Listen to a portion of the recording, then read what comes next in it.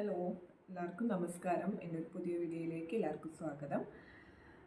ഇന്ന് തിങ്കളാഴ്ചയാണ്, 6-ാം തീയതി.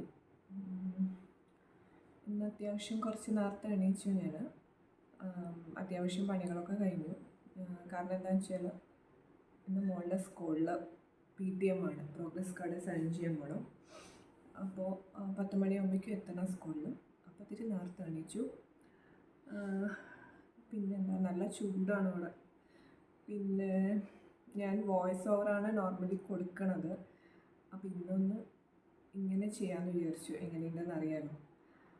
അപ്പോൾ എൻ്റെ വീഡിയോ കണ്ട് ഇഷ്ടമാവുകയാണെങ്കിൽ ഒന്ന് സപ്പോർട്ട് ചെയ്യൂ. അപ്പോൾ ഇന്നത്തെ വിശേഷങ്ങളിലേക്ക് പോവാം. ഒരു ചായയിൽ നിന്ന് തുടങ്ങാം അല്ലേ. അപ്പോൾ ചായ ഞാൻ ഇപ്പോഴാണ് കുടിക്കുന്നത്. ചായ കുടിച്ചിട്ട് ബാക്കി വിശേഷങ്ങൾ കാണാം. അങ്ങനെ ചായ കുടിച്ചു, കുളിച്ചു, നേരെ അടുക്കളയിൽ കയറി. ഇനി ബ്രേക്ക്ഫാസ്റ്റ് ഉണ്ടാക്കണമല്ലോ. ഇന്നത്തെ ബ്രേക്ക്ഫാസ്റ്റ് ഇഡ്ഡലിയും സാമ്പാറുമാണ്.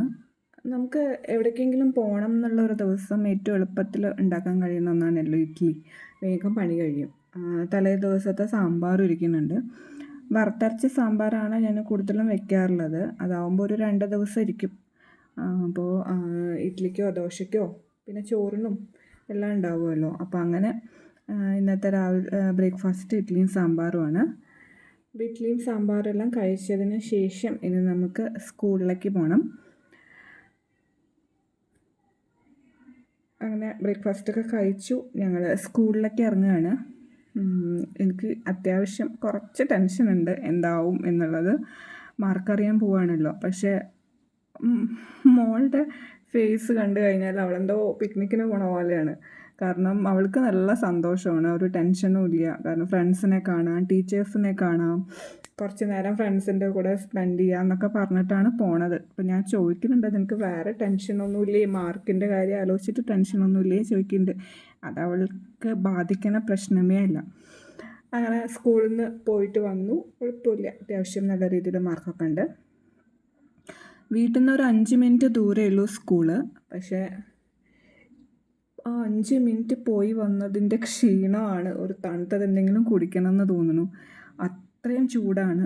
വേർത്തിങ്ങനെ ഒഴുകിക്കൊണ്ടിരിക്കുകയായിരുന്നു. ചൂട് എന്ന് പറഞ്ഞു കഴിഞ്ഞാൽ അതിൻ്റെ ഒരു പീക്ക് ലെവൽ ചൂടായിരുന്നു. അപ്പോൾ കുറച്ച് തണ്ണിമത്തനിരിക്കുന്നുണ്ടായിരുന്നു. അതിൻ്റെ കൂടെ ഒരു കഷ്ണം പപ്പായയും പാലും എല്ലാം കൂടെ മിക്സ് ചെയ്ത് അടിച്ച് കുടിച്ചു. അതെല്ലാം കഴിഞ്ഞ് കുറച്ച് നേരം റെസ്റ്റ് എടുത്തു. 4 മണിയായപ്പോൾ എന്തെങ്കിലും ഒരു സ്നാക്സ് ഉണ്ടാക്കാമെന്ന് കരുതി. എന്താ ഡെയിലി ഇങ്ങനെ ഉണ്ടാക്കുക. അപ്പോൾ ഇന്ന് അട ഉണ്ടാക്കാൻ എന്ന് വിചാരിച്ചു. അട കഴിക്കാനൊരാഗ്രഹം. അങ്ങനെ അട ഉണ്ടാക്കുകയാണ്. ചില ഫുഡുകൾക്ക് നമ്മുടെ ജീവിതത്തിൽ ഒരു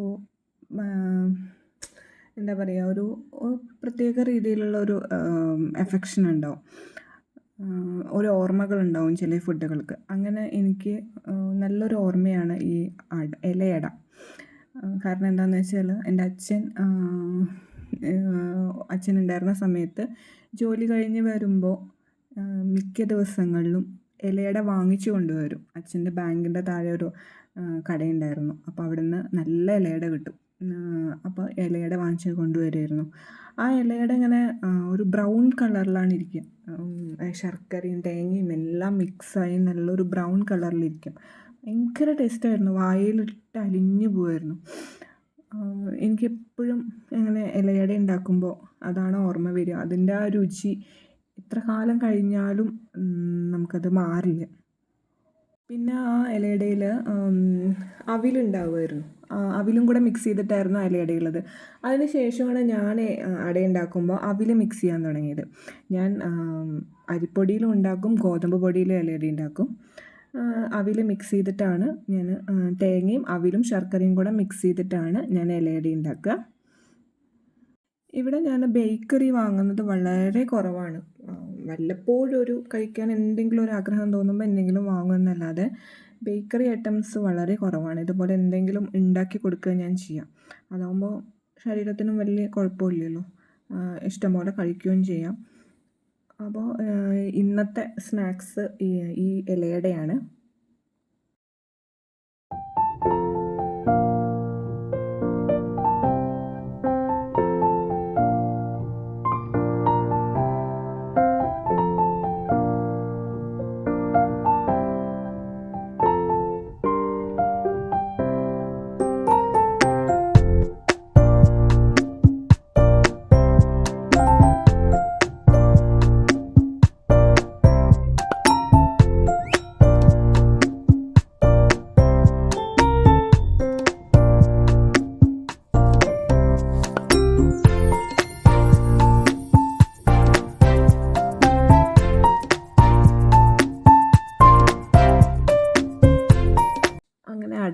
ഉണ്ടാക്കി ചായയും കൂടെ വെച്ചു കഴിച്ചു.